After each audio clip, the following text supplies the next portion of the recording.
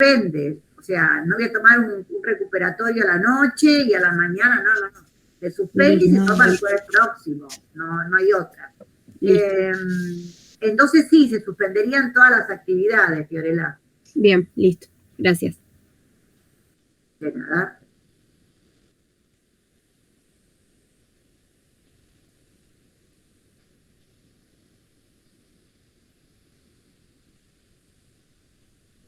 Bueno, vamos a comenzar a trabajar con lo que habíamos quedado el otro día. Esta mañana no pude terminar con todo, así que supongo que voy a hacer lo mismo esta noche.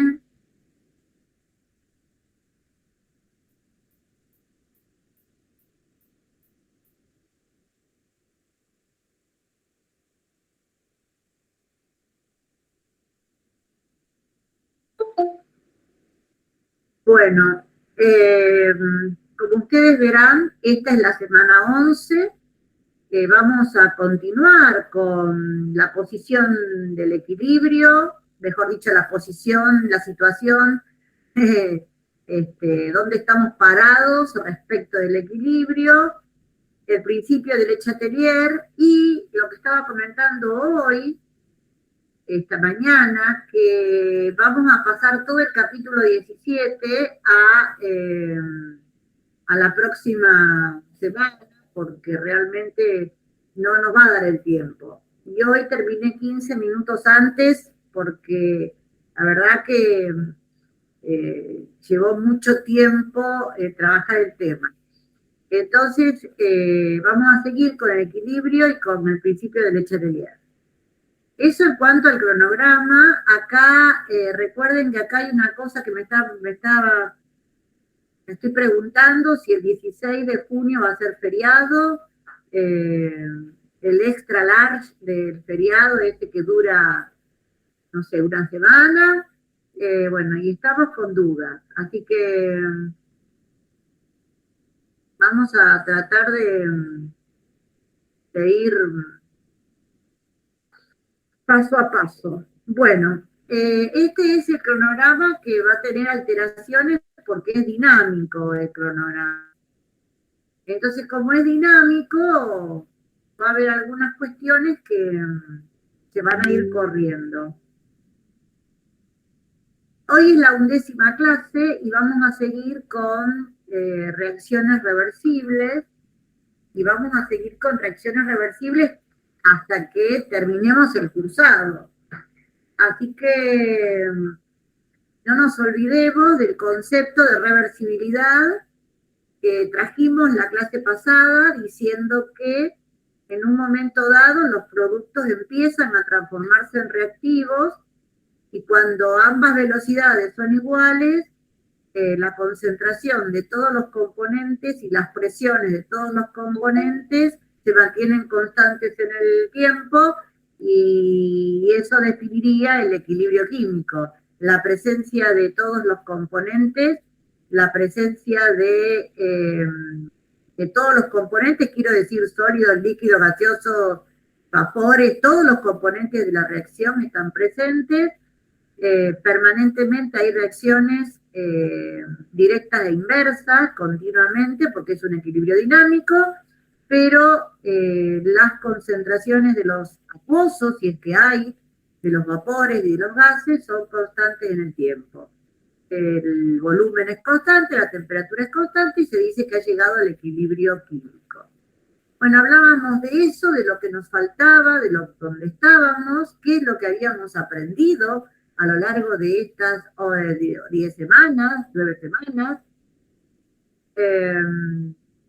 cómo era la velocidad directa e inversa, qué pasaba cuando avanzaba el tiempo, con el avance de la reacción en el tiempo, ¿no?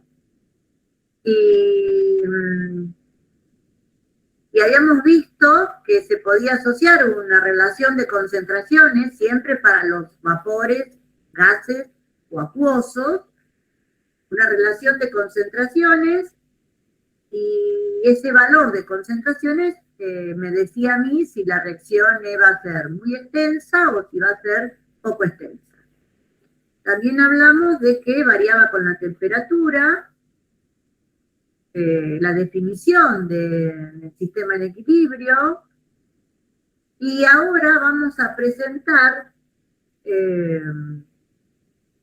una reacción química que es una síntesis donde hay un sistema heterogéneo, y en este sistema heterogéneo las concentraciones de A y de C van a ir variando en el tiempo hasta llegar al equilibrio. Vamos a poder definir una velocidad de reacción directa y una velocidad de reacción inversa, y no nos olvidemos las unidades de la velocidad, mol, litro a la menos 1, segundo a la menos 1.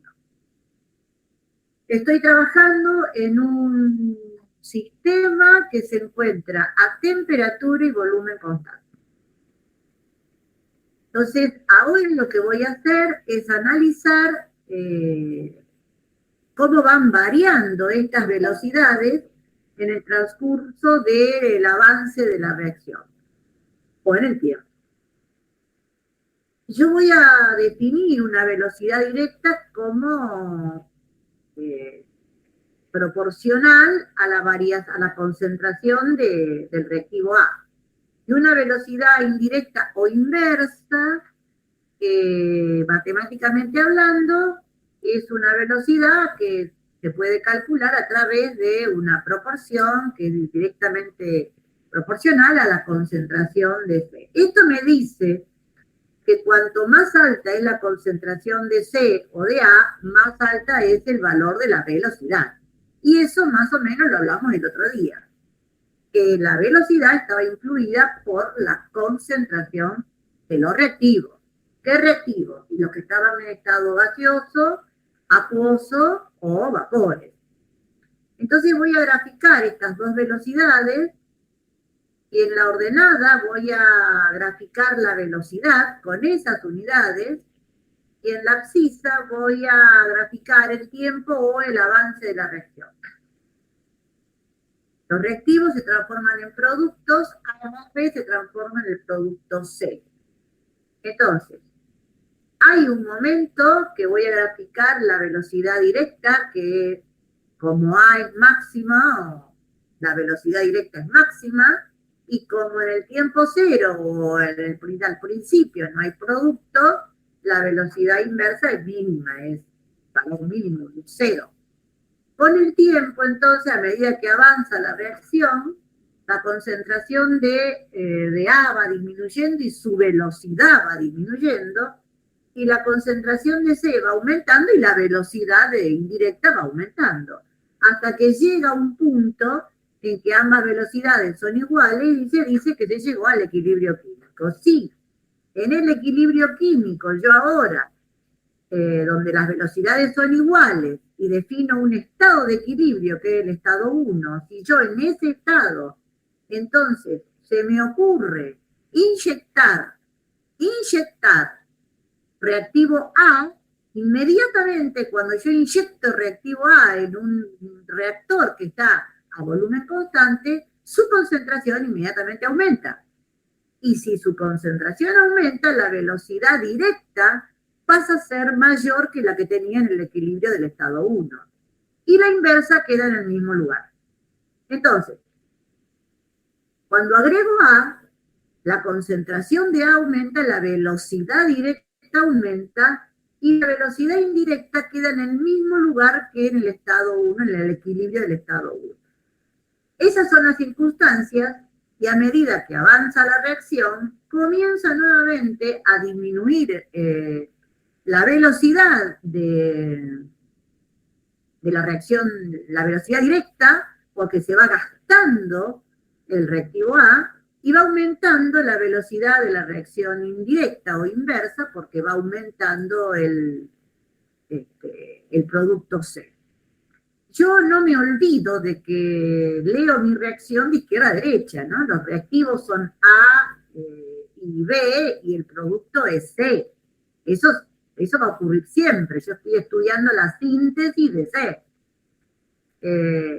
B no lo grafico porque su concentración que se mantiene constante a lo largo de todo el proceso. Llego a un nuevo estado de equilibrio con una variante respecto del estado de equilibrio anterior. ¿Cuál les parece que es lo que ha variado respecto del equilibrio anterior en este nuevo estado de equilibrio? ¿Qué es lo que creen que varió? Lo que ha variado es el valor de la velocidad del equilibrio. Es decir, en el nuevo estado de equilibrio, en el estado 2, ese estado se llega a mayor velocidad. Cuando yo entonces agrego un reactivo, no solamente aumento la concentración del reactivo, sino que digo que la velocidad directa es mayor, va a ir disminuyendo en el tiempo, pero se va a llegar a un nuevo estado de equilibrio con una velocidad mayor. Y eso es lo que hablábamos el jueves con algunas comisiones, diciendo que cuando aumenta la concentración del reactivo, aumenta la velocidad. Cuando la reacción es reversible, uno dice, ¿y qué velocidad aumenta? Y si aumento la velocidad del reactivo, aumenta la velocidad directa. Pero la velocidad directa disminuye en el tiempo, digamos. Bueno, pero se llega a un estado de equilibrio de mayor velocidad. Y ahí estamos entonces que las velocidades del estado de equilibrio 2 poseen mayor valor que las velocidades del estado de equilibrio 1. Siempre cuando se llega al equilibrio, las velocidades directa e inversa son iguales. Lo que pasa es que cuando yo aumento la concentración del reactivo, se llega más rápidamente al equilibrio. Pregunto, si yo quitara parte del reactivo, ¿a qué velocidad llegaría yo? ¿Cómo será la velocidad a la que llego a un nuevo estado de equilibrio? Si yo quitara parte de un reactivo. Menor, obviamente. O sea, la curva estaría por debajo de la del... Si yo lo hago acá, va a ir por debajo del anterior, ¿no? Bien. Y ahora la segunda pregunta. ¿En qué condiciones yo estoy analizando las velocidades? ¿Cuáles son las condiciones de base de todo este relato? ¿Qué es lo que se mantiene constante en el tiempo? La temperatura y el volumen. Correcto. Y si la temperatura es constante, ¿qué podemos decir de las constantes de equilibrio? Que es la misma. Kc o Kp son como en el tiempo, si la temperatura se mantiene constante, son Constantes. constantes. Muy bien, no nos olvidemos de eso, ¿eh? Yo estoy jugando con las concentraciones para ver a qué velocidad llega el nuevo estado de equilibrio y estoy trabajando con las concentraciones o con las presiones, pero no me puedo separar de que estoy a temperatura constante. Por lo tanto, los sistemas llegarán más rápidos o menos rápidos, pero llegarán a un valor de constante que siempre es el mismo, porque la temperatura no se ha modificado. Por eso este ejercicio que acabamos de ver es un ejercicio para tener presente este concepto de la velocidad, que en las reacciones irreversibles decíamos, bueno, aumenta la concentración, aumenta la velocidad. Correcto. ¿Y acá qué? Acá también. Lo que pasa que acá llegamos a un estado de equilibrio a mayor velocidad o, si quitamos, si le bajamos la concentración al reactivo, a un estado donde haya menor velocidad, el estado de equilibrio, menor velocidad. Pero en el estado de equilibrio, ambas velocidades son iguales. No nos olvidemos de este cartel que está acá, que dice que Las velocidades, las constantes son iguales, ¿eh? Son constantes. Eh,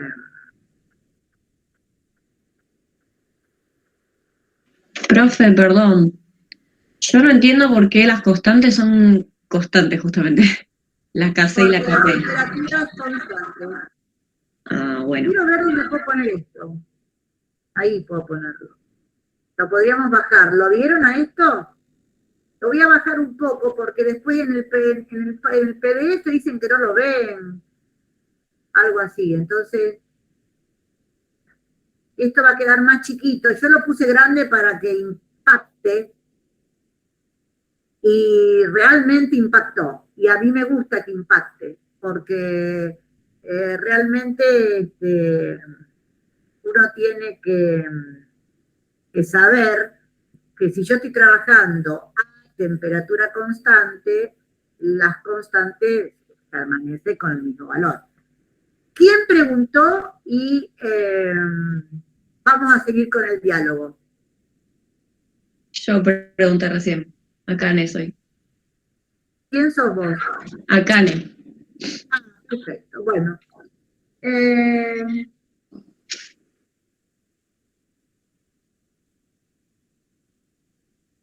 el punto es este.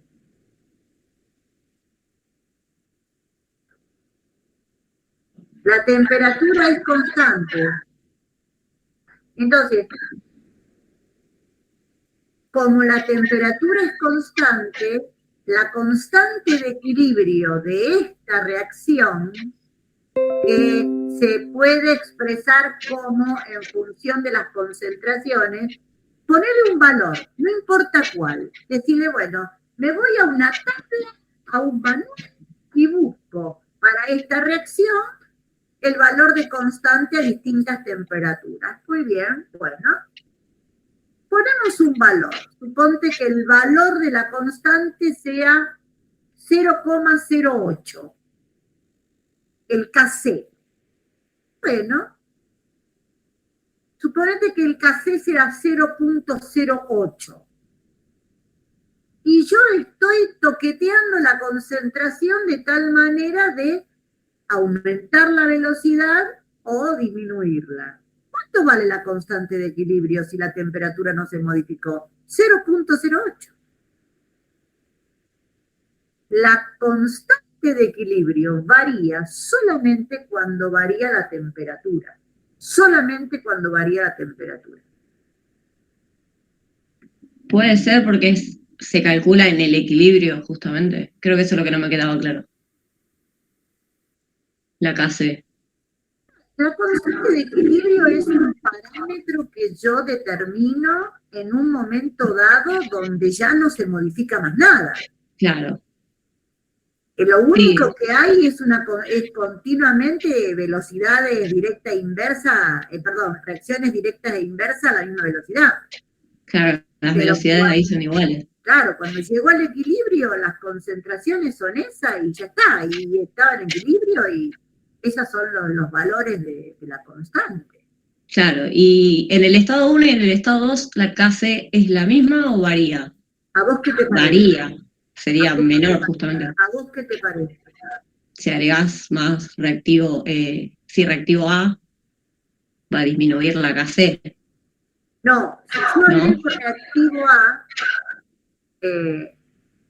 yo te lo voy a decir y después te lo voy a explicar. Bueno, En todo esto, en todo este trabajo,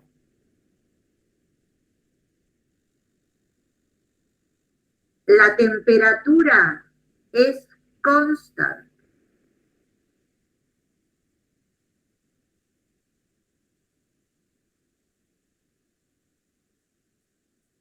Yo no toqué la temperatura. Simplemente agregué reactivo A en un momento dado y llegué a un nuevo estado de equilibrio. Nada, pero la temperatura es constante. Y si la temperatura es constante, el sistema, cuando yo lo manoseo, tiende a ir a dónde, Akane. Al equilibrio. Claro, y si la temperatura es constante, ¿qué valor van a tener la relación de concentraciones en ese nuevo estado de equilibrio? No sé si la misma. Claro, es siempre la misma. Ok.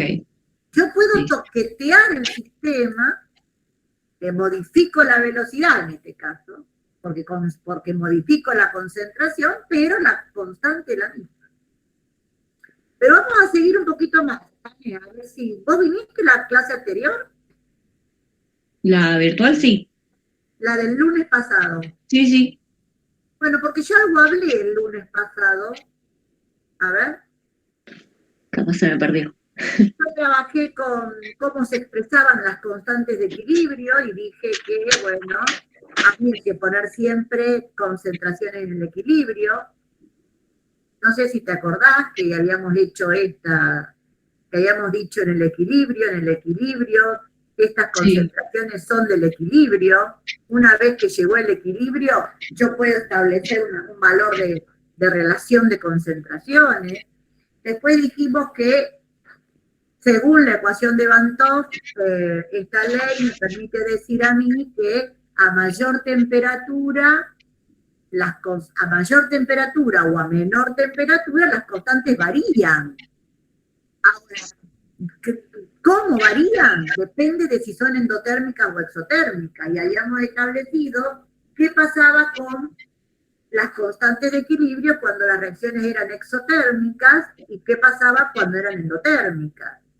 Y después habíamos hecho una diapositiva más gráfica que decíamos que cuando aumenta la temperatura en las endotérmicas, aumentaba la constante y en las exotérmicas disminuía. Y cuando disminuía la temperatura,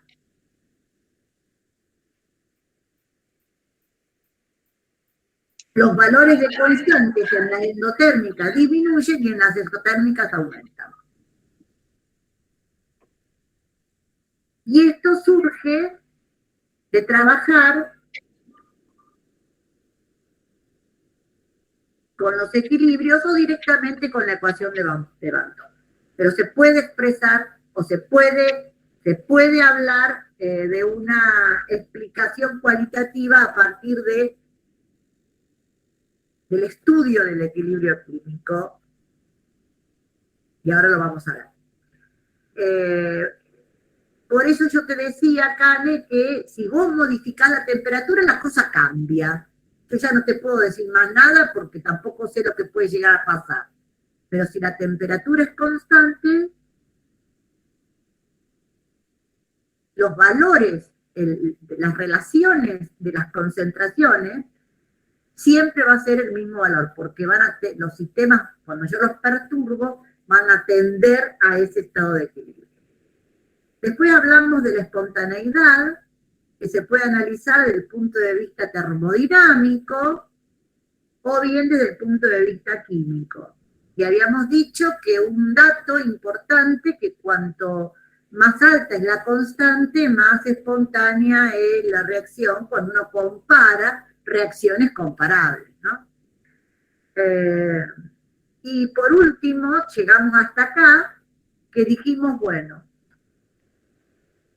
las constantes de equilibrio, yo trabajo mucho con café, pero puedo trabajar con café tranquilamente, en función de las presiones.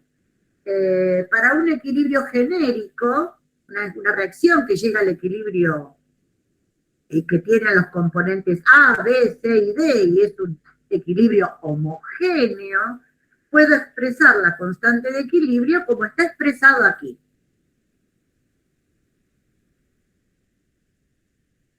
Akane, ¿vos entendés lo que quiere decir concentración de C a la C en equilibrio por concentración de D a la D en equilibrio dividido el producto de eso? Esto es una expresión de la constante de equilibrio, que me dice que la relación entre lo que se forma, más de eso no se puede formar, y lo que me queda sin reaccionar, que puede ser mucho o poco, eso tiene un valor. mayor a 10, menor a 10. Y eso me va a decir si la reacción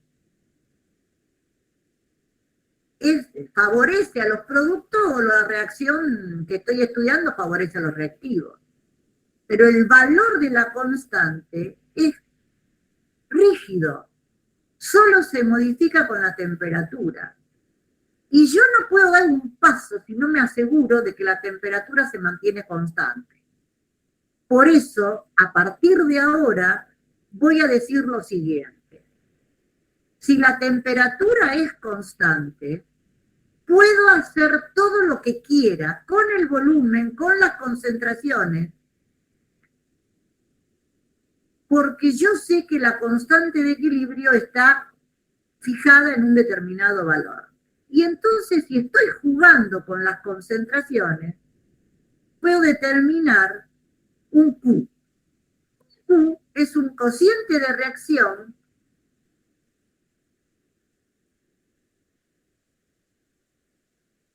que varía porque son concentraciones que no están en el equilibrio. Y entonces decimos que si la temperatura es constante, Q puede variar. Si en un momento determinado el Q es igual a la constante de equilibrio, es porque las concentraciones con las cuales estoy trabajando, o las presiones, son las del equilibrio. Y allí el Q es igual a la constante de equilibrio. Pero el Q me sirve para los momentos en que no estoy en el equilibrio. ¿Cuánto vale el Q? ¿Cuánto a la izquierda estoy, por derecha o por izquierda, de ese valor de equilibrio? Entonces, cuando el Q es muy bajo, es menor que la constante,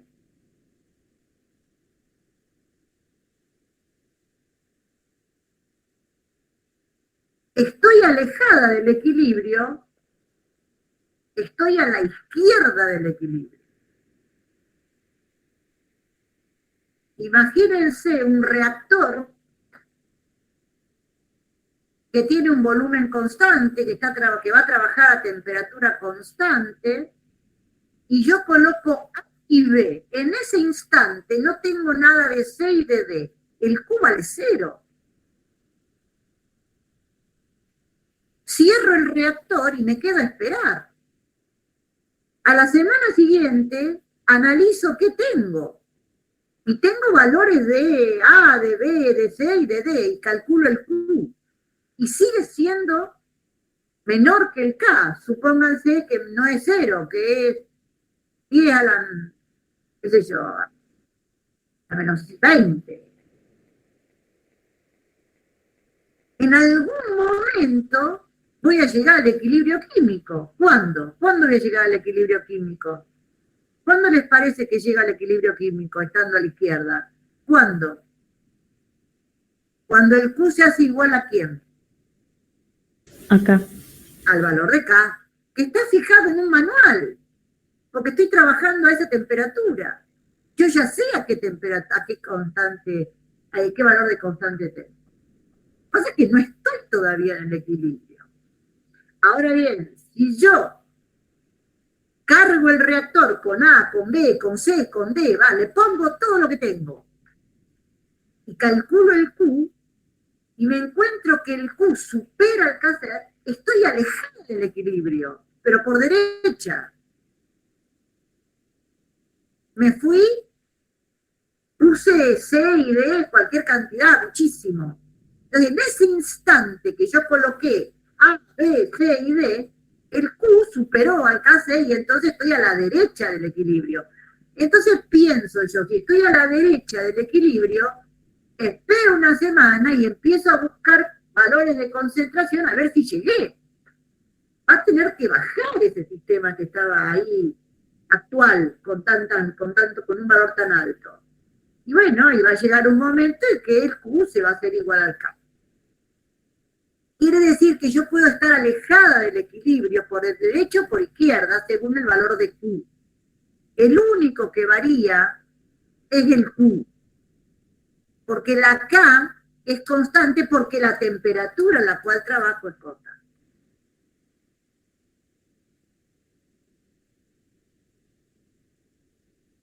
Bueno, acá están nuevamente los valores, las expresiones de las constantes de equilibrio. Fíjense lo que significa la constante de equilibrio expresada de esa manera. En el numerador es lo que se formó. Más de eso no va a haber, es eso. Y lo que está en el denominador es lo que me quedó intacto, sin transformar. Por eso el valor de K, ya sea KP o KC, el valor de K es importante para ver cómo es la extensión de mi reacción. Si es muy extensa porque tengo mucho producto y poco de lo que me quedó sin transformar, o no sirve para nada porque prácticamente, bueno, tiende a cero la constante, muy baja. Entonces siempre hay que tener presente que son concentraciones en el equilibrio y que ya no se modifican más a menos que yo perturbe o juegue, manipule ese equilibrio. Pero mientras yo no lo toque, no lo perturbe, va a seguir con esos valores. Vamos a suponer hasta ahora que tenemos una síntesis del amoníaco que se está dando a temperatura constante, a una temperatura dada. Supónganse que estoy trabajando en un reactor cerrado a volumen constante a temperatura ambiente. Y el valor de la Kc, de la síntesis del gas amoníaco, es 0.01.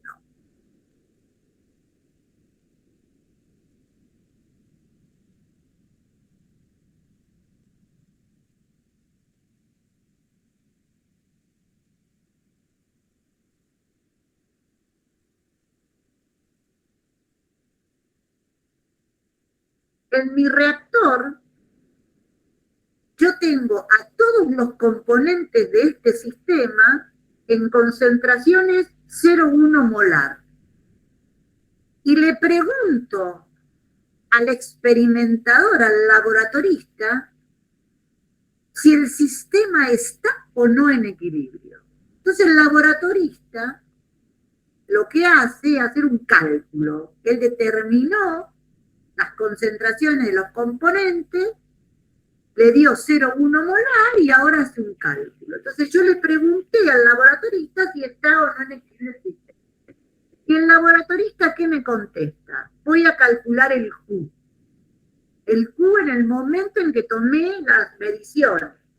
La pregunta que le hago a los estudiantes, ¿cuánto vale el Q en estas condiciones?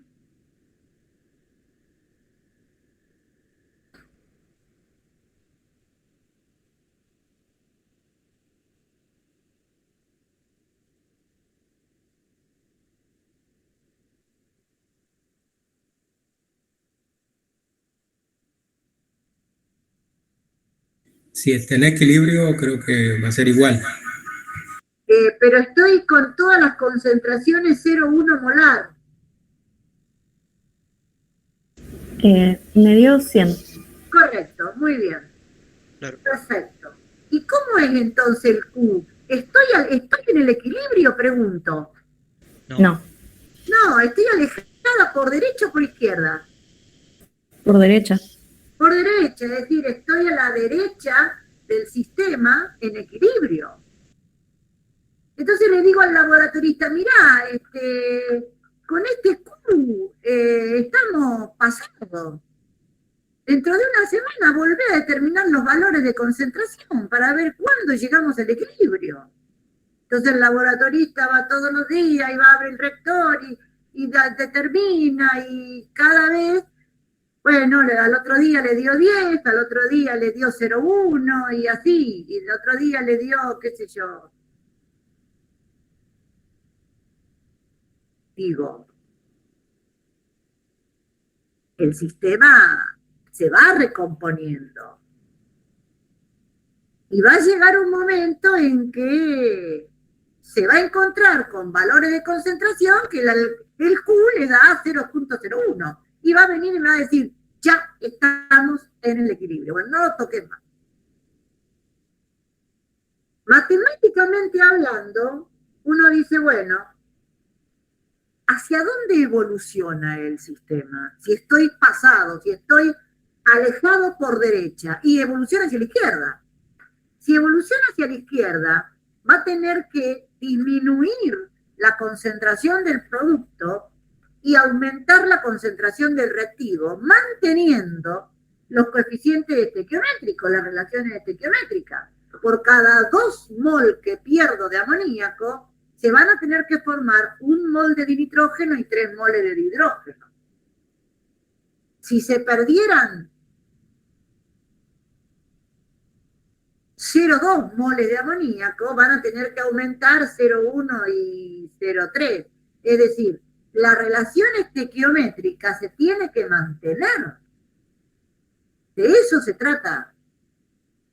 Entonces, lo que yo voy a hacer es calcular las nuevas concentraciones que hay al llegar al equilibrio. Y para eso me hago una tabla. Una tabla que me diga qué cantidad de sustancia por litro, qué concentración tengo inicialmente, qué significa evolucionar hacia la izquierda. Evolucionar hacia la izquierda quiere decir bajarle la concentración al producto y subírsela al del reactivo. Entonces, ¿qué es lo que yo voy perdiendo? ¿Qué es lo que se gasta? Hay un renglón que dice qué es lo que se va formando. Y por último, ¿a dónde llega el sistema? ¿Cuál es el punto del equilibrio? Y aquí vemos que por cada 2x mol por litro que desaparece de amoníaco, porque yo no sé cuánto vale lo que se gasta, van a aparecer x mol por litro de dinitrógeno y 3x mol por litro de hidrógeno. ¿Qué? Esos 2x mol por litro se los tengo que restar a la inicial, mientras que x mol por litro se los tengo que sumar a la inicial del dinitrógeno y un 3x mol por litro se lo tengo que sumar a la inicial del dihidrógeno. Por lo tanto, llego al equilibrio con esos valores de concentración. 0,1 más 3x, 0,1 más x y 0,1 menos 2x. Y ahora la pregunta de rigor. ¿Cuánto puede llegar a valer la x? Y si no sé exactamente el valor de la x, ¿entre qué valor y qué valor tendría que estar el valor exacto de la x? ¿Qué intervalo? ¿Cuál es el intervalo en el que puede estar el valor de x? Y esto me lo tienen que contestar apelando a dos marcos, a dos paradigmas, el de la matemática y el de la química. Los escucho.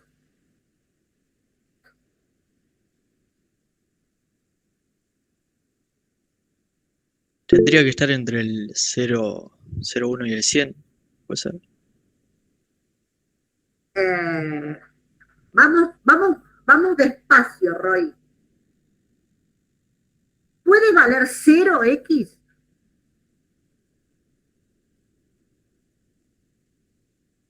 Creería que no.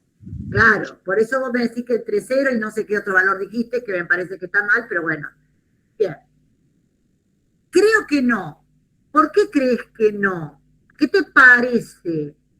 Ponete a pensar, si X o cualquiera de ustedes, pónganse a pensar, Roy ya tiró la primera piedra. Si X tuviese el valor 0,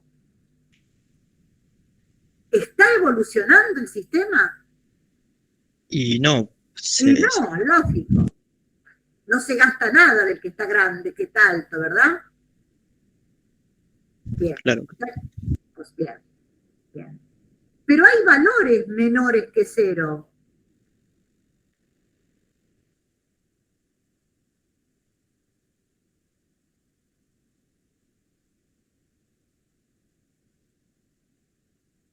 Cuando Roy dijo entre 0 y no sé qué número, y yo le pregunté si podía valer, Roy me está contestando como químico. Me dice, 0 no, porque, bueno, no se hubiese gastado nada. Como matemático, a lo mejor diría ahí, podría ser, pero bueno. Entonces el 0 lo vamos a descartar. El 0 desde el punto de vista química no sirve. Pregunto, menor que 0, 0 no, pero menor que 0 puede ser.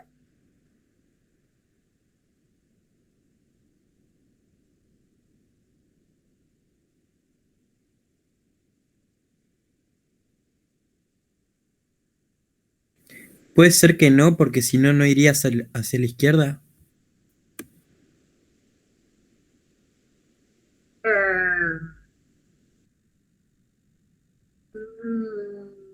No, esa no es la respuesta. Puede ser que no, pero no es la justificación.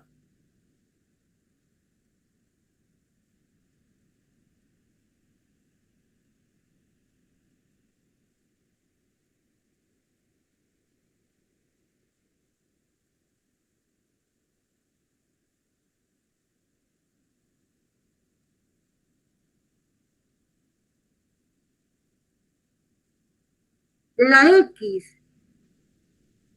es un término matemático, pero acá ¿cómo funciona?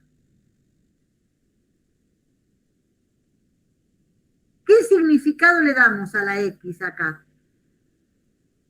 ¿Qué es la X?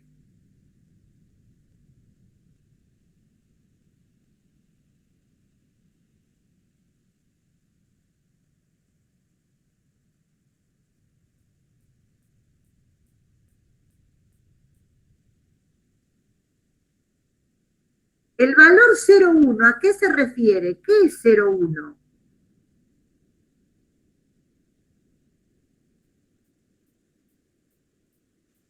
¿Cantidad? ¿Cantidad de sustancia? Litros. Por litro.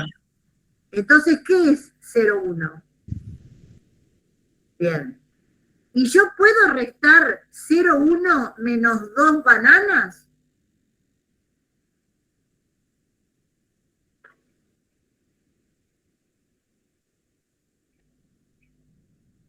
Perdón.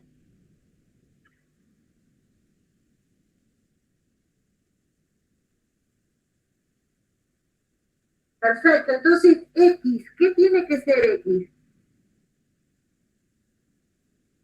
X, ¿qué tiene que ser X? ¿Un valor de qué? De concentración.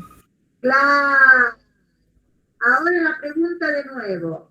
Si es un término de concentración, pregunto, ¿puede ser valor negativo? No. No, ¿Sí o no? No. No. Muy bien. Entonces están pensando como químicos, no como matemáticos. ¿Por qué? Porque la X no puede ser desde ningún punto de vista un valor negativo, pero no porque se corra para un lado o para el otro, porque la X tiene unidades mol por litro. Es un término que habla de la concentración y por lo tanto no puede ser negativo. Por lo tanto, la X tiene que ser como respecto del 0. Mayor. Mayor, bien. Ese es un extremo. Va a ser mayor, muy bien. Pero menor, ¿qué valor tiene que ser?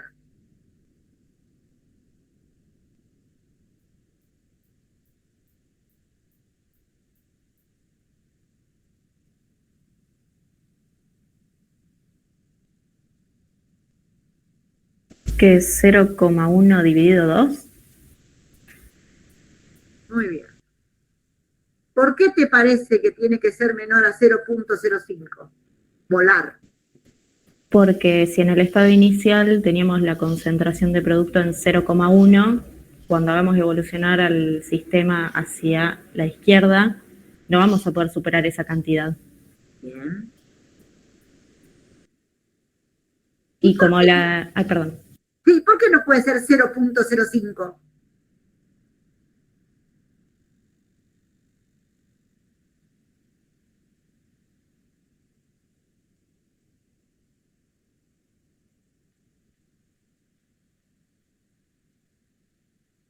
Esta mañana la alumna me dijo, tiene que ser menor a 0,1. Correcto, está bien, yo te entiendo.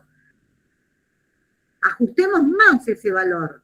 Ahora vos me decís 0,1 dividido 2. Y ahora yo te pregunto, o a vos o al que esté escuchando, ¿por qué no puede ser 0,05? Porque la concentración de producto llegaría a 0 y en ese caso tendríamos una reacción irreversible, no reversible. Entonces el sistema no podría seguir evolucionando. Es decir, yo no puedo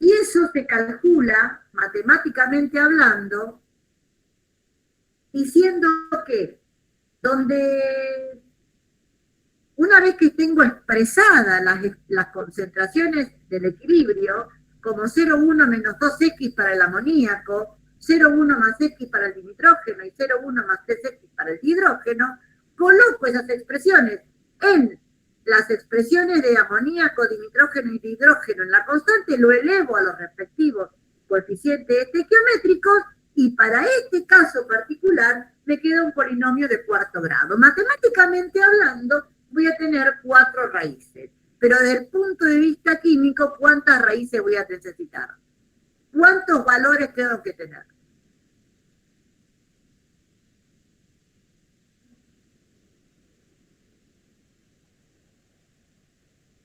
Dos. ¿La X puede valer 2 valores? Ay, perdón, uno. No, uno solo.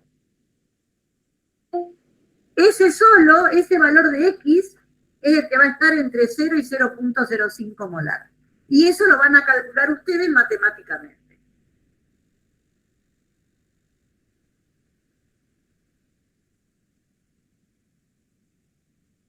El que quiera calcular el valor de X para esa constante lo puede hacer.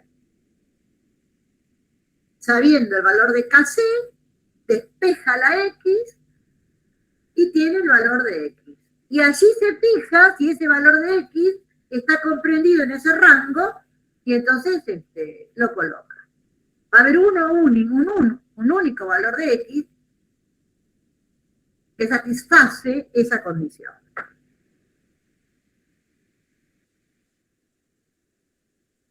¿Y por qué yo puedo hacer esta matemática? ¿Qué creen ustedes? ¿Por qué les parece que yo puedo decir todo lo que acabo de decir? Porque el valor de la constante está fijo en 0,01. ¿Y por qué está fijo en 0,01? ¿Qué es lo que lo mantiene en 0,01? La temperatura. La temperatura, exacto. No podría hacer este cálculo si la temperatura está fluctuando, si está variando. Bueno, acá tenemos otro problema, donde habla de 10 litros de capacidad, 400 grados Celsius, que contiene 10 mol de dinitrógeno, 10 mol de dioxígeno, 0,1 mol de monóxido de nitrógeno, y hay que demostrar si el sistema se encuentra en equilibrio, sabiendo que el valor de Kc a 400 grados Celsius de la síntesis reversible del monóxido de nitrógeno es 0,01. Bueno, acá también me están diciendo que la temperatura está clavada en 400 grados Celsius y yo puedo trabajar matemáticamente porque el valor de la constante no se va a modificar. Hago todo lo que tengo que hacer, la ecuación, expreso la Kc, expreso el Q, calculo el Q, me da que estoy fuera del equilibrio, que estoy, digamos, alejada del equilibrio, pero por izquierda, porque me da más chica que la constante. La evolución entonces es hacia la derecha, van a tener que bajar las concentraciones de oxígeno y de nitrógeno, y acá se está expresado según la tabla, y acá se saca el valor de X, que se puede calcular muy fácilmente. En este caso se calcula muy fácilmente sacando raíz cuadrada a ambos miembros, y entonces es una ecuación de primer grado, y bueno, se saca el valor de X fácilmente. Otra manera, bueno, esto se lo dejo para ustedes.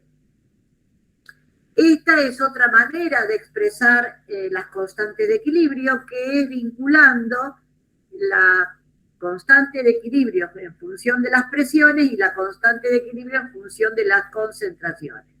Si yo considero que los gases se comportan idealmente, puedo aplicar la expresión P por B igual a N por R por T y despejar P para cada uno de los componentes de mi sistema en equilibrio y calcular Kp. Kp entonces está escrita en función de las presiones de cada uno de los gases. Habíamos dicho en una oportunidad como si estos gases estuvieran solos. Lo cierto es que cuando yo aplique para cada uno de los gases la expresión nRT sobre B, para decir que es la presión, me va a quedar una expresión que es la que está allí. Kp igual a Kc, sacando factor común RT a un exponente. Ese exponente es muy importante en las reacciones químicas porque me habla de cuál es la diferencia de moles gaseosos entre productos y reactivos. Esa diferencia es la que me permite a mí decir si la mayor cantidad de sustancias gaseosas están en los reactivos o en los productos. Ocurre que eso llamado delta N, que es la diferencia entre la sumatoria de todos los coeficientes estequiométricos de los productos gaseosos y la sumatoria de todos los coeficientes estequiométricos de los reactivos gaseosos o vapores, esa diferencia me permite a mí, lo vuelvo a insistir, decir dónde hay mayor número de moles gaseosos. Sí, en los reactivos o en el producto. Ocurre que a veces el delta N puede valer ¿cuánto? ¿Cuánto les parece que puede valer el delta N? ¿O cómo puede ser ese delta N?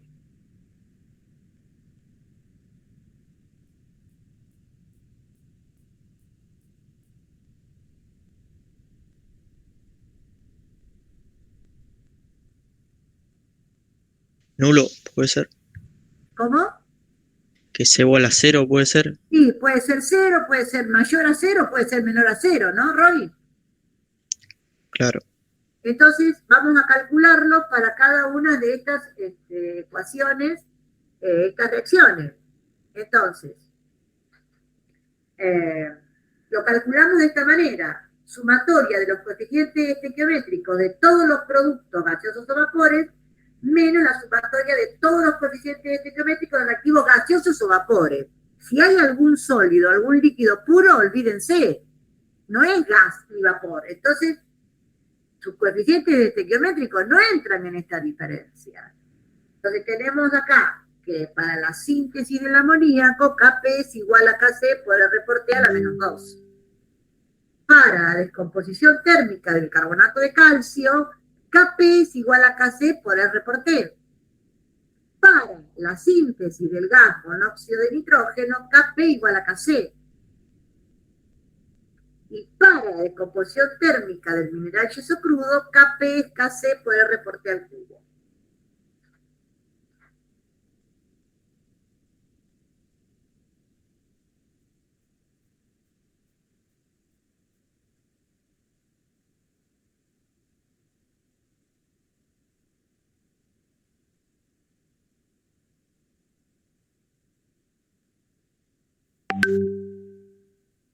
Y acá aparecen las primeras dificultades. Cuando ustedes necesitan saber el valor de Kp, pero se equivocan a hacer la reacción. En vez de escribir la síntesis, hacen la descomposición.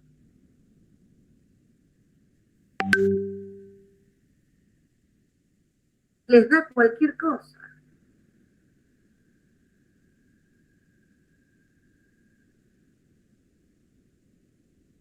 Tienen la Kc, porque a lo mejor es un dato la Kc.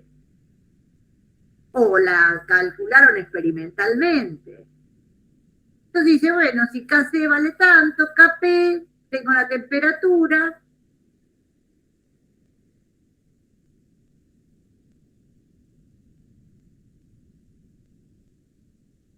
Tengan mucho cuidado que cuando yo hablo de Kp y de Kc, de la síntesis del amoníaco, el producto es el amoníaco. Cuando yo hablo de Kp o de Kc, de la descomposición térmica del carbonato de calcio, el producto es dióxido de carbono. Dióxido de calcio, obviamente, ¿no? Es un sólido puro. Cuando yo hablo de la síntesis del gas monóxido de nitrógeno, el producto es monóxido de nitrógeno. El estudiante que no pueda, que no recuerde, que no entienda la importancia que tiene distinguir una síntesis de una descomposición, no va a poder arribar a buen puerto.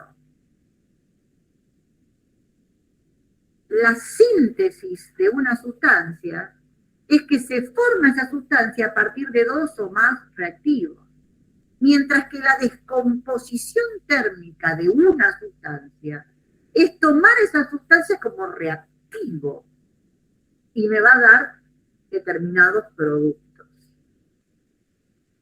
Si no lo tengo en claro, y si no tengo en claro cuáles son sólidos puros, líquidos puros, gases y vapores, no voy a poder establecer estas relaciones correctamente.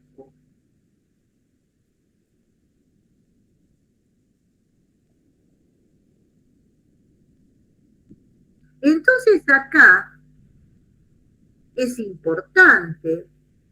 ¿Y por qué es importante? Porque a veces las expresiones vienen dadas o con Kp o con Kc.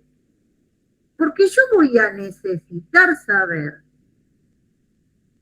qué le pasa al sistema cuando lo perturbo. Y cuando lo perturbo le pueden pasar varias cosas, o al menos dos.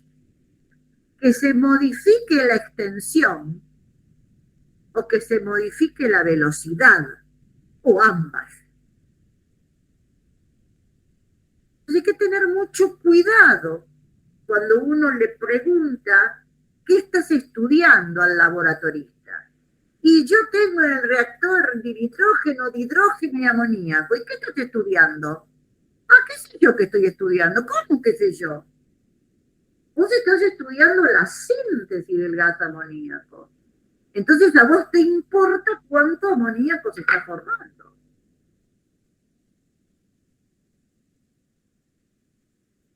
Entonces lo primero que me tengo que plantear es qué reacción estoy estudiando. La síntesis del gas amoníaco lleva como producto al amoníaco. Pero la descomposición térmica del carbonato de calcio, el producto es el dióxido de carbono y el óxido de calcio, y el reactivo es el carbonato de calcio.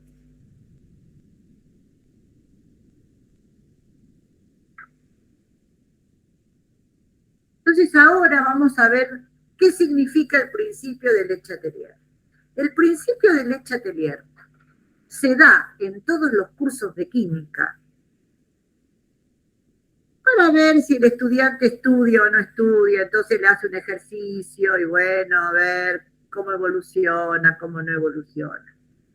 En este curso de química, en la FCIA, el principio de Le Chatelier tiene una jerarquía impresionante, porque un estudiante que está frente a un fenómeno natural como es la corrosión, si sabe lo que significa este principio, me va a poder decir de qué manera va a tratar de mitigar la corrosión de una pieza. Y no va a necesitar ningún cálculo.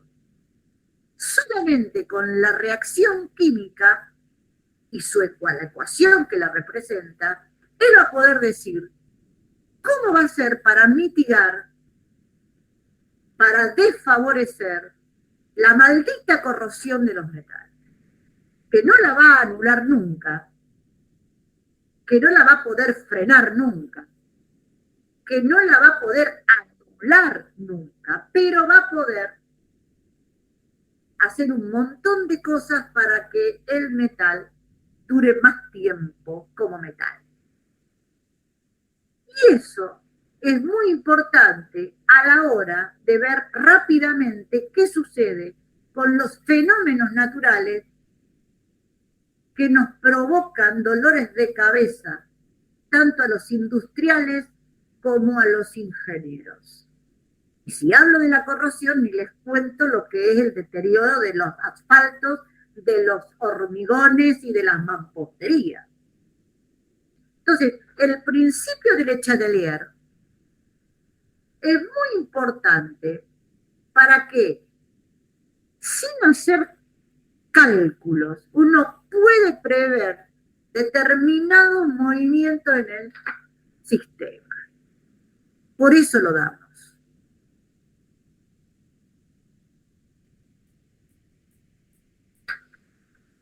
Cuando un sistema que se encuentra en equilibrio, no, el que no va. Cuando un sistema se encuentra en equilibrio, va a permanecer en equilibrio hasta que el mismo sea sometido a perturbaciones externas. Este que no va. Si un sistema está en equilibrio y yo no lo perturbo, quedará así por los siglos de los siglos. Ahora, ¿qué quiere decir perturbar? Perturbar es modificar, y acá tengo que reconocer que no me la voy a jugar, no voy a perturbar todo al mismo tiempo.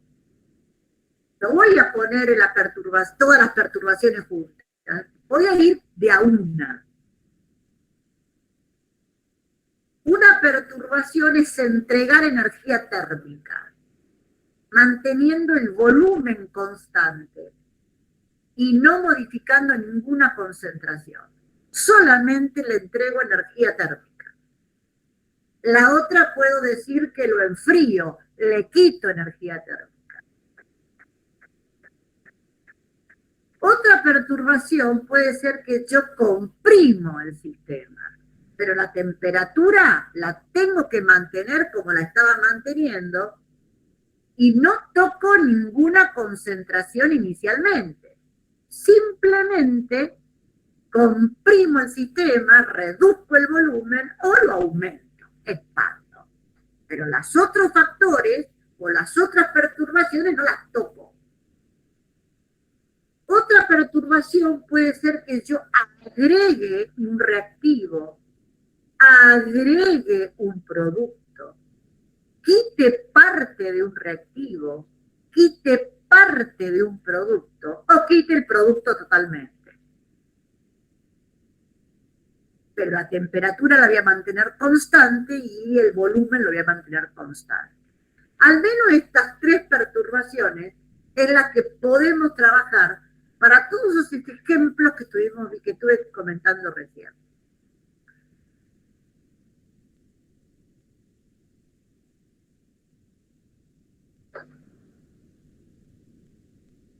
Al ejercer una perturbación externa sobre un sistema en equilibrio dinámico, este evolucionará espontáneamente hacia otro equilibrio o estado de equilibrio, de manera de atenuar o anular el efecto de la perturbación.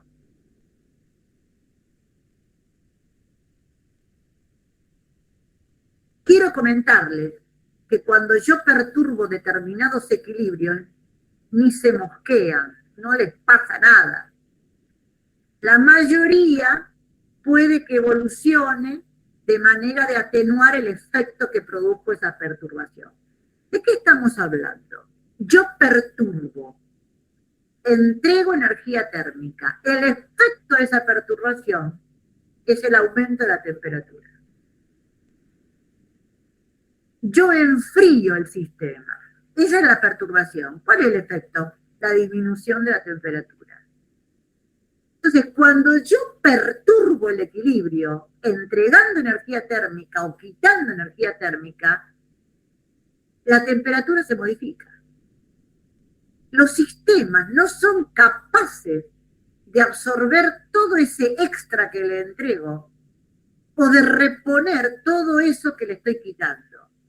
Y los sistemas terminan con aumentos de la temperatura o con disminución de la temperatura. Y eso incide directamente con el valor de la constante de equilibrio, ya sea para reacciones endotérmicas de una manera y para reacciones exotérmicas de otra. Entonces, ojo con calentar o con enfriar los sistemas que están en equilibrio, porque terminan con distintas temperaturas y eso incide directamente en el valor de la constante de equilibrio. ¿Qué pasa cuando yo aumento el volumen o disminuyo el volumen? Bueno, lo primero que aumenta o que disminuye o que aumenta es la presión, porque considero que los gases y los vapores se comportan como gases y vapores ideales. Y si se comportan como gases ideales, cuando yo aumento el volumen, la presión aumenta. Está bien, aumenta el volumen, la presión disminuye. Y si yo disminuyo el volumen, la presión aumenta. Los sistemas tratan de ir a estado de equilibrio con las presiones originales. Entonces, evolucionan de tal manera de que la presión no disminuya tanto o que la presión no aumente tanto. Porque estoy trabajando a la misma temperatura. Y si estoy trabajando a la misma temperatura, los aumentos y las disminuciones de presión no me afectan el valor de la constante.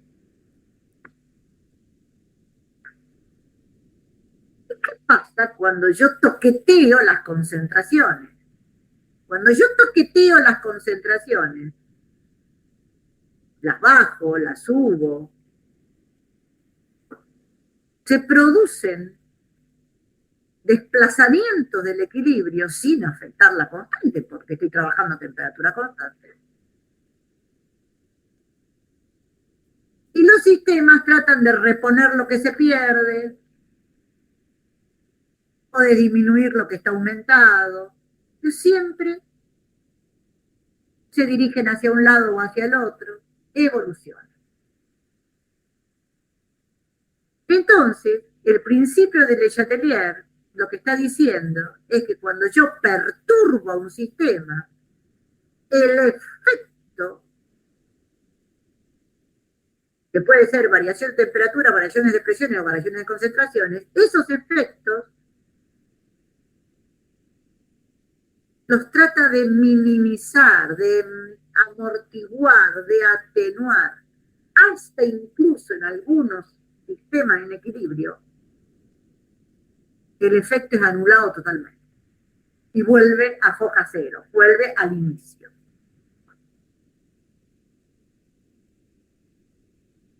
Este principio me permite cualitativamente lo que les dije yo antes. ¿A qué otro estado de equilibrio llegará el sistema sometido a una perturbación externa? Y me permite a mí señalar, enumerar cuáles son las condiciones experimentales en las que el porcentaje de transformación de los reactivos se modifica. ¿Cómo puedo hacer yo para que una reacción se le modifique el porcentaje de transformación de reactivos en productos, tanto en más como en menos. Entonces, el principio de Le Chatelier a nosotros nos es muy útil. Es de muchísima utilidad y es una herramienta que tenemos para poder decir cuáles son las condiciones experimentales para que el porcentaje de transformación de un metal en algo que no sirve para nada sea el menor posible. Miren qué pequeño detalle.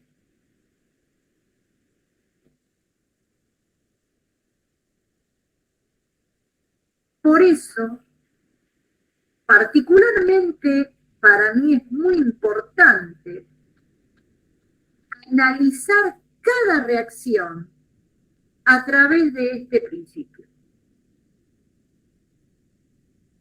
Por ejemplo, si yo tengo vuelta de nuevo con la síntesis del amoníaco en un reactor que está a temperatura constante, volumen constante, y se me ocurre quitar parcialmente parte del dinitrógeno, el sistema va a tratar de reponer permanentemente lo que estoy perdiendo. Nunca va a lograr a tener la concentración inicial que tenía. La concentración de dinitrógeno actual baja porque la estoy sacando. Y el sistema, entonces, tiene un Q mayor que un K, que su K en el momento que le estoy sacando el dinitrógeno. Y entonces evoluciona. Y evoluciona siempre de la misma manera, hacia la izquierda, reponiendo lo que se pierde.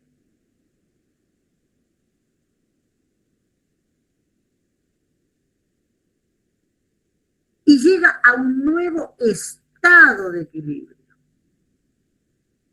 No modifiqué la temperatura, la constante es la misma. Llega a un nuevo estado con valores de concentración diferentes, pero con el mismo cociente, con el mismo valor de constante. ¿Hay una matemática? Pues sí, hay una matemática, se le pueden dar valores. No hay ningún problema. Matemáticamente hablando se puede calcular también. Pero lo que a nosotros nos interesa es que ustedes lo vean. Quito, reactivo, evoluciona hacia los reactivos. Con el mismo criterio, si quito producto, ¿hacia dónde evolucionará? Si voy quitando producto, ¿hacia dónde les parece que evoluciona el sistema? ¿Hacia los reactivos o hacia los productos? ¿Hacia la izquierda o hacia la derecha? Hacia la izquierda.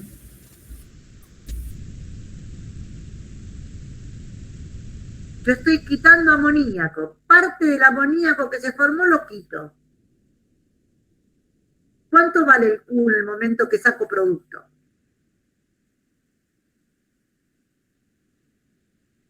Ah, es menor que K. Menor que K. Entonces, cada vez que vos sacás algo, el sistema trata de reponerlo. Cada vez que vos quitás parte de un componente, el sistema trata de reponerlo. Siempre que ese componente pueda bajar su concentración o subirla. O sea, gaseoso, acuoso o vapor. Entonces, cuando se quita parcialmente de nitrógeno, su concentración baja inmediatamente, la actual es menor, este denominador es más chico y el Q supera el K. Y estoy alejándome del equilibrio por derecha. Entonces evoluciona hacia la izquierda.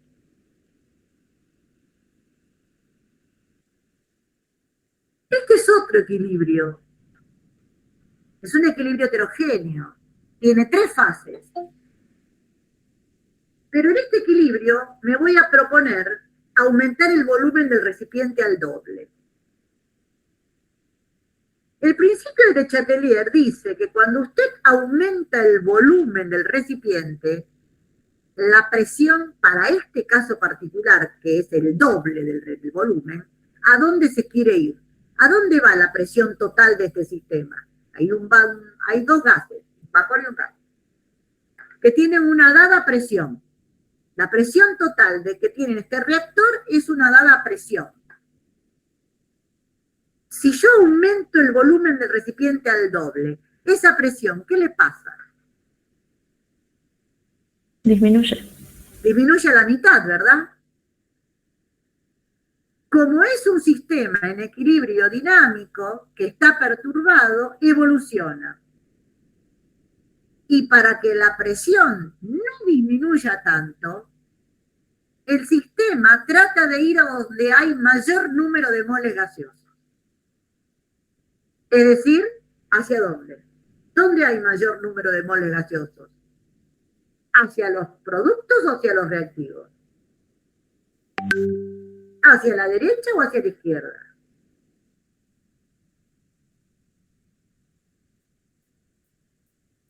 Hacia los productos. Hacia los productos. Y la regla general es la siguiente. Si usted tiene un sistema en equilibrio a una dada temperatura, donde hay gases o vapores, y de pronto el sistema en equilibrio aumenta el volumen al doble, el reactivo empieza a descomponerse, o los reactivos, y empiezan a producir gas, para que la presión que no disminuya.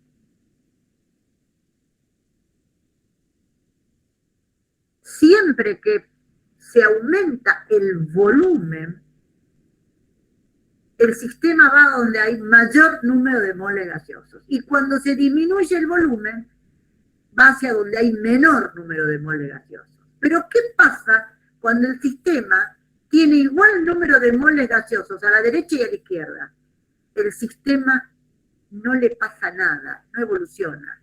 Y la presión disminuye a la mitad, como lo prevé la ecuación general de los gases lineales.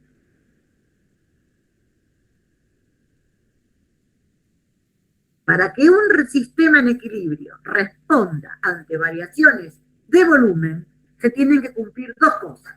Que haya gases en el sistema en equilibrio y que el delta N sea distinto de 0. No importa si es homogéneo o heterogéneo, no interesa. Pero que haya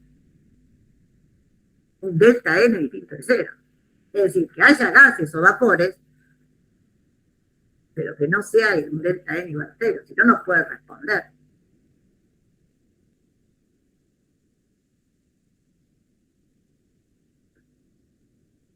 Esto es principio de Le Chatelier cualitativo. Se pueden hacer números con esto. Puede calcular todo lo que ustedes quieran. Ahí le va a dar lo mismo. Es el principio de Le Chatelier puro, digamos. A reacciones aisladas. A reacciones que por ahora yo no sé si en mi vida las voy a usar. Pero estamos ejemplificando el principio de Le Chatelier.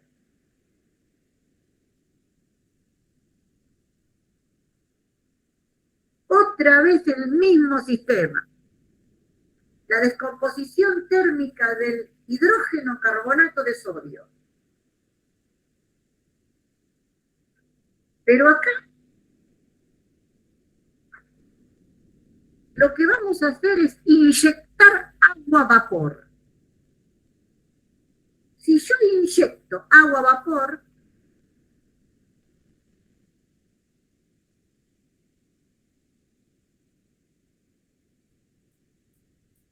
temperatura constante, volumen constante, aumento la presión parcial del agua, el vapor de agua. El Q supera el Kp.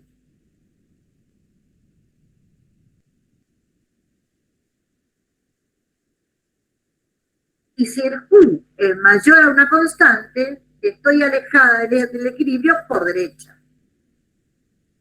Entonces, hay que bajar para que lleguemos nuevamente a una relación de concentraciones tal que se respete el valor de Kp.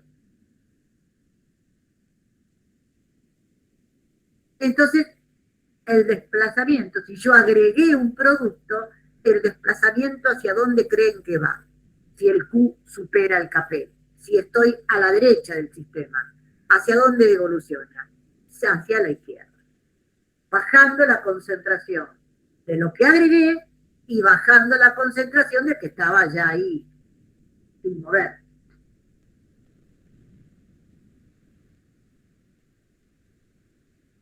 Acá lo que estoy viendo entonces es cómo juego con las concentraciones o las presiones y qué veo en los desplazamientos.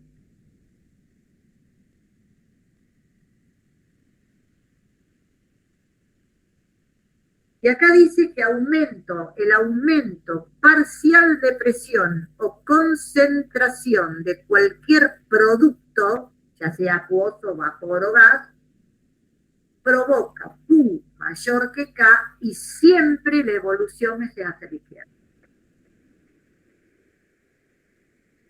El agregado de un producto hace que el sistema se desplace hacia la izquierda. Es como que se frena mi reacción química.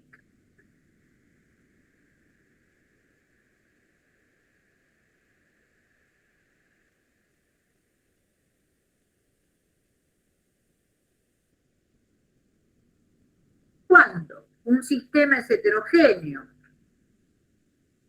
y yo juego con los sólidos puros, los líquidos puros, los sistemas no evolucionan, porque sus concentraciones son constantes. Por lo tanto, las posiciones del equilibrio se mantienen. Los sólidos puros y los líquidos puros no modifican sus concentraciones. Si yo agrego un trozo, o si yo agrego polvo, o si agrego más polvo, la posición de ese equilibrio es siempre la misma. El equilibrio no sufre desplazamiento porque los sólidos puros y los líquidos puros, sus concentraciones son constantes. Yo tengo un equilibrio heterogéneo.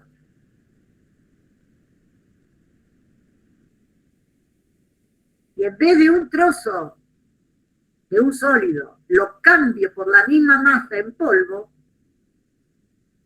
el sistema no está afectado, no está perturbado. Desde el punto de vista del equilibrio químico, el sistema no se desplaza, no sufre perturbación. Pero seguramente la velocidad sí. Posiblemente ese aumento de la superficie de contacto genere una velocidad mayor, llegue al equilibrio más rápido, pero no hay desplazamiento ni para un lado ni para el otro del sistema negativo, porque no lo he perturbado desde ese punto de vista.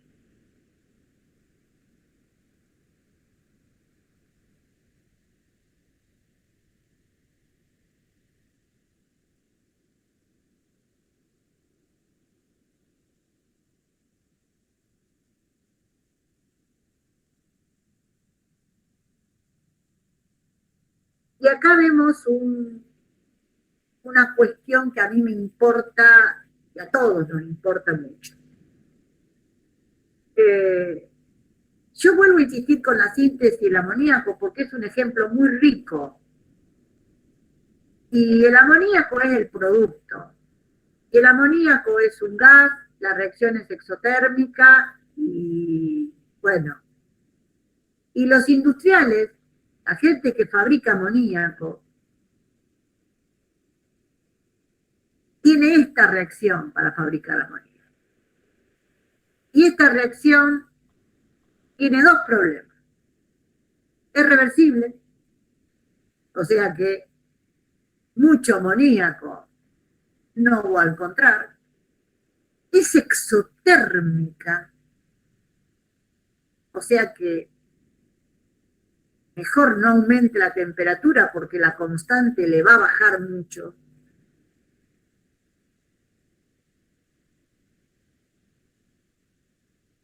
Y si hay poca transformación del reactivo porque la constante es una porquería de baja.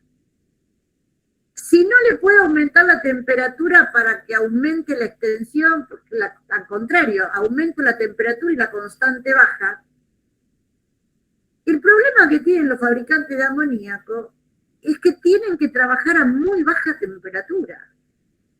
Claro, pero a muy baja temperatura no fabrican en 5 años el amoníaco, porque es muy lenta a baja temperatura.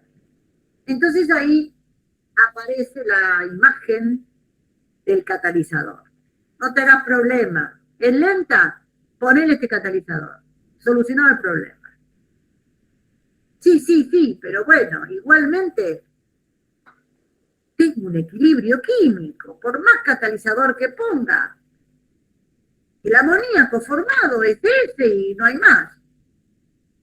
Entonces, los industriales lo que hacen es bajar tanto la temperatura que logran licuar el amoníaco que se forma. El amoníaco es una sustancia molecular, sus moléculas son polares. Entre las moléculas de amoníaco se establecen puentes de hidrógeno. Y es probable, yo no lo sé, pero es probable, que a la temperatura de trabajo, a lo mejor el amoníaco esté líquido. Y si el amoníaco cambió su estado de agregación, ya no pertenece más a este sistema. Es como que el amoníaco no existe. Es como que el amoníaco se está sacando del medio permanentemente a medida que se forma.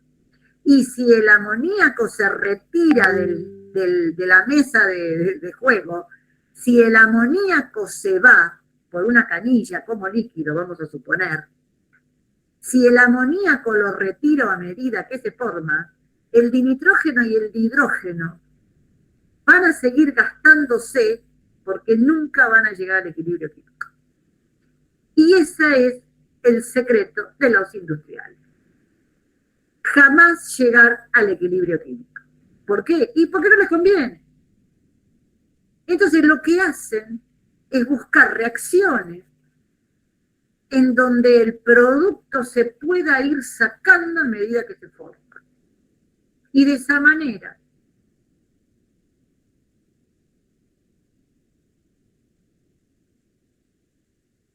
se va a consumir todo el reactivo limitante, si es que había un reactivo limitante, o se consumen todos los reactivos, se gastan, porque el Q siempre vale 0. Entonces, el sistema repone lo que se gasta, y se gastó todo el reactivo y el porcentaje de transformación llegó al 100%. Entonces, una reacción que era una porquería, porque tenía una constante baja, porque no se le podía aumentar la temperatura, porque todo eso, ahora es una reacción irreversible. Transformé una reacción con bajo porcentaje de transformación en una que llega al 100% de transformación de reactivo.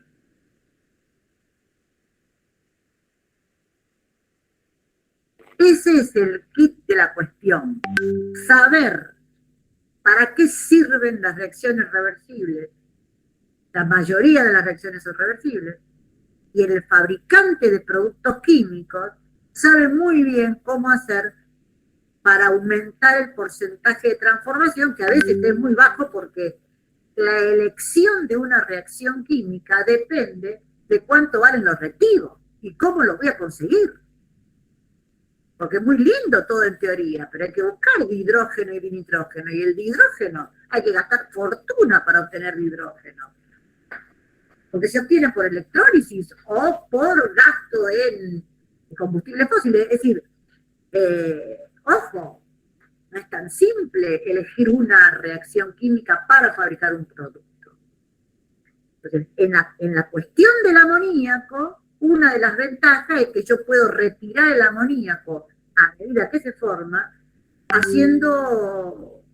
cambiándole el estado. Entonces, hago que la reacción que tenía doble flecha se transforme en una. Y si yo me voy más atrás, me voy a Córdoba,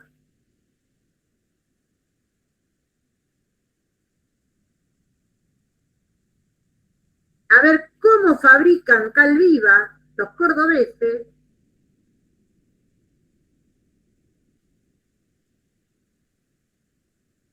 quiero saber de qué manera se fabrica la cal viva. En un reactor a volumen constante, la constante de equilibrio a temperatura ambiente es insignificante. Pero a 700, a 500, a 600 grados Celsius, la cosa funciona.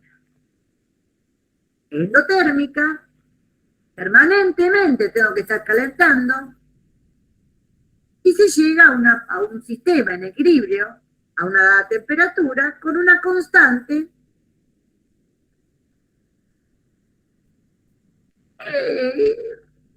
baja, pero bueno, no tan baja. Entonces la pregunta que se hace el industrial es, ¿cómo hago yo para que toda la montaña de carbonato de calcio se transforme en cal viva, óxido de calcio? ¿Qué les parece a ustedes? ¿Va a seguir trabajando en un reactor cerrado?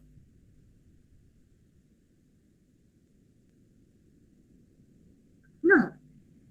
Va a trabajar a cielo abierto. Va a permitir que uno de los productos se vaya a la atmósfera. De esa manera, toda la montaña de carbonato de calcio va a tratar de llegar a esta temperatura, al equilibrio, y va a producir todo el óxido de calcio que yo necesito. Por eso hay reacciones que en un recipiente cerrado tienen doble flecha, pero que cuando se hace, por ejemplo, a cielo abierto, la doble flecha se transforma en una sola. Porque se está eliminando uno de los productos y el Q siempre vale 0. Y siempre estoy lejos del equilibrio por izquierda. Entonces, siempre trata de llegar al equilibrio, que no lo va a lograr, porque está escapando uno de los productos que, bueno, no es tan inofensivo, pero se podría mandar a la atmósfera.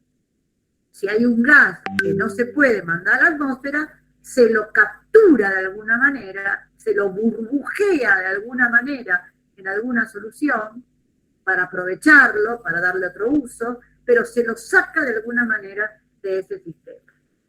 Entonces, conocer como el principio de Le Chatelier, que me dice que los sistemas evolucionan siempre produciendo lo que se va escapando, permite que se puedan fabricar a gran escala materiales o sustancias aprovechando la pérdida constante de uno de los productos.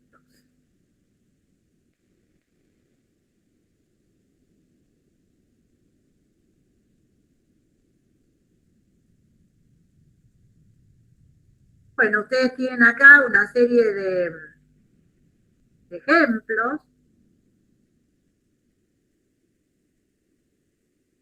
y una síntesis que dice, y ahora sí quiero que me escuchen bien, aunque me han escuchado bastante bien, acá hay algo importante. Acá dice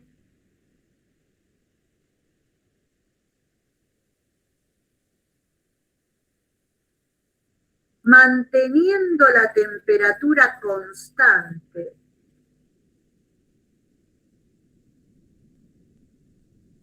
Es decir, café, café, todo es constante. Me olvido de la temperatura, la fijo, la clavo en un valor y juego con todo lo que tengo. Y entonces digo, aumento concentraciones de algún reactivo, gaseoso, acuoso o vapor, quito totalmente algún producto, no importa si es sólido, líquido, gaseoso, no importa. Lo quito, lo saco. Disminuyo la concentración de algún producto, pero todas estas maniobras, con una temperatura constante, hago modificar el Q. Y si yo modifico el Q, la evolución para este caso particular es hacia la derecha, aumenta la extensión, aumento el porcentaje de transformación de reactivo y si quito totalmente un producto, el porcentaje de transformación de los reactivos es 100%. Quiere decir entonces que si la reacción me conviene porque el producto tiene mucho valor agregado, yo, industrial, voy a hacer toda esta maniobra a temperatura constante. Ahora bien, si la reacción es indeseable porque me contamina el ambiente, porque me destruye la mampostería, porque me destruye las estructuras metálicas, porque me destruye los asfaltos, porque me destruye la reacción química, me deteriora los hormigones, los asfaltos, me contamina el agua. Si es en ese caso que el fenómeno es natural y yo la temperatura no la puedo modificar porque la temperatura es del ambiente, tengo estas maniobras, pero todo lo contrario, para disminuir la extensión, para que evolucione hacia la izquierda y para que me disminuya el porcentaje de transformación. En definitiva, según cómo esté parado yo, según qué es lo que yo quiera hacer, voy a manejarme con estas estrategias de una forma o de la otra. Posiblemente, en muy pocos casos, tenga que manejarme con temperaturas distintas. Pero la temperatura a la cual se producen los fenómenos catastróficos naturales sobre las mamposterías, sobre los asfaltos, sobre los hormigones o sobre las estructuras metálicas, es a temperatura constante. Temperatura constante, presión constante, es decir, ¿qué voy a modificar? No puedo modificar nada de todo eso.